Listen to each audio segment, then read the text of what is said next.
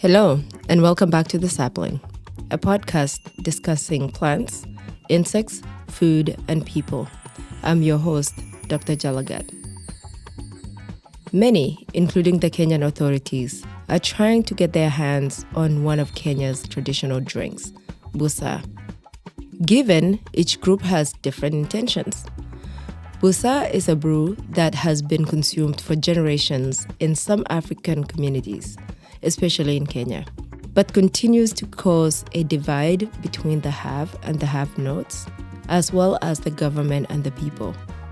Busaa is a traditional fermented beverage primarily made from maize flour and sprouted millet as a catalyst in the second fermentation.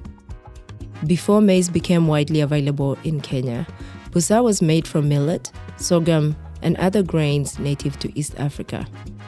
It is consumed by various Kenyan communities, especially the Kikuyu, the Kalenjins, and the Luos.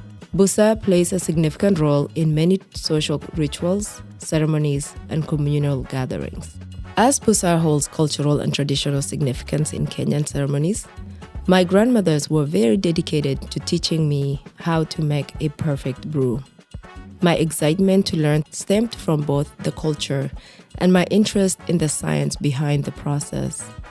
As a young scientist, I was excited to partake, observe, and explore the fermentation process, which in all takes about 10 days, as well as to understand the plants that are involved in the process. On a Saturday afternoon, I would take maize to the local mill in the village shopping center to grind it into flour. At home, I would mix the maize flour with cold water to create a thick, cakey paste. The source of water is crucial, whether you use well water, stream water, or rainwater, which is preferred as tap water often contains chlorine, which is not suitable for brewing. Once the paste is made, I would place it in a plastic bucket and tuck it away in the cooler end of the hut for the initial fermentation to take place. This is known as souring. This process relies on natural yeast found on the maize grains. After 5 days, the paste is poured onto a large pan made from a metal storage container and roasted over an open fire outside. This is known in my tribe, the Keyo, as Ikelemayek. The mixture is turned and broken apart in low heat until it reaches an evenly roasted caramel brown and nearly powdered consistency. This step was typically done by someone else during the week while I was at school, but I would take over during school breaks. The roasted mixture does not have alcohol in it, and it was delicious to snack on, often sprinkled with a little sugar, and it became a treat that as children looked forward to. After roasting, the fermented maize mixture is allowed to cool down. The temperature of the mixture affects the fermentation process and the final quality of the Busaa. The cooler the mixture, the smoother the final product. Once cooled, the mixture is combined with cold water in equal parts. It is also important to use the same source of water as in the first stage. Therefore, if you use well water for the first stage, you must use well water for this final stage, and so on. This continuity in the process is key to making the perfect drink. The next step of brewing Busaa is preparing the catalyst, millet flour. I would grind sprouted and dried millet flour into flour using 2 stones, one large stone that laid on the floor slanted, and the other a small palm-sized stone. The grinding process was very meditative, and I would often sing along and move in rhythm with the stones and the millet grains and observe the flour that collected at the bottom of the large stone. The millet flour was then added to the water and roasted mixture in a large clay pot, then placed in the coolest corner of the hut and left to ferment for 3 days. This was an exciting process because I would closely observe the bubbles in the mixture within the first couple of hours and note how the consistency changed over the following days. This was the scientific process that I so enjoyed watching.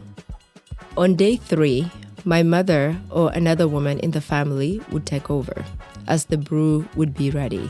It is now alcohol. The mixture would be squeezed through cloth and warm water would be added to dilute the drink. Some people preferred a thicker, more concentrated version that in Keyo we call it tiken, which was served without any dilution whatsoever. In preparation for larger ceremonies such as weddings, dowry celebrations, initiation ceremonies that required a lot of busaa, the roasted mayek is dried over a couple of days or weeks, or even in some cases months, then stored away until the days before the ceremony to start the second fermentation. It is important for me to share that I have not yet tasted busaa.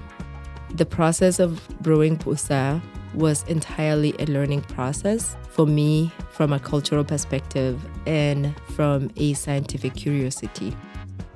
I often discussed and hypothesized my observations with my father, who was very much supportive of my intellectual journey.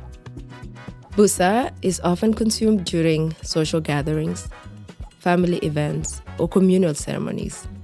It is traditionally served in large containers, and people may drink from the same cup or calabash or their own individual cups. Busaa is central to many rites of passage, including weddings, birth celebrations, initiation ceremonies, dowry negotiations, and celebrations. In traditional Kalenjin wedding ceremonies, a pot of busaa is brewed for the different generations that gather the days before the wedding. It is a practice called ibinwek. The day before the wedding, the various generations gather.